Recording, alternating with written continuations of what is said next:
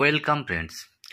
Today আমরা যে ফ্রেজটাকে নিয়ে ডিসকাস করব সেটি হলো about two.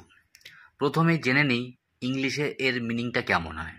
The phrase about to is used to indicate that something is going to happen very soon or is just on the point of happening. অর্থাৎ বাংলাতে about two বলতে বোঝায় কোনো কাজ বা ঘটনা খুব শীঘ্রই ঘটতে চলেছে বা এইমাত্র শুরু হতে যাচ্ছে। অ্যাবাউট টু এই ফ্রেজটা ভেরি ভেরি ইম্পর্টেন্ট। এবার জেনে নেই এর স্ট্রাকচারটা কেমন।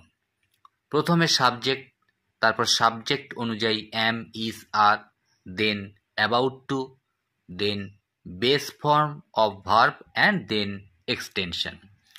এবার আমরা এই অ্যাবাউট টু ফ্রেজটাকে আরও ভালো করে বোঝার জন্য বেশ কয়েকটা এক্সাম্পল নেব।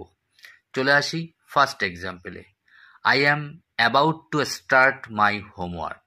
আমি এখনই আমার হোমওয়ার্ক শুরু করতে যাচ্ছি। Number 2, she is about to cry. সে এখনই কেঁদে ফেলবে। Number 3, they are about to leave the house. তারা এখনই বাড়ি থেকে বেরিয়ে পড়বে। Number 4, we are about to eat dinner. আমরা এখনই রাতের খাবার খেতে যাচ্ছি। Number 5, he is about to call you. সে এখনই তোমাকে ফোন করতে যাচ্ছে। Number 6, the train is about to arrive. ট্রেনটি এখনই এসে পড়বে। Number 7, it is about to rain.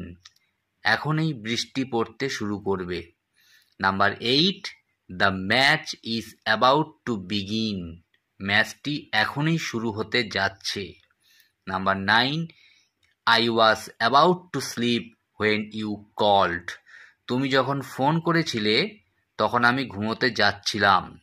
Number 10, she is about to go out for shopping. সে এখনই বাজারে যেতে যাচ্ছে। 11, we are about to miss the bus. আমরা এখনই বাস মিস করতে যাচ্ছি।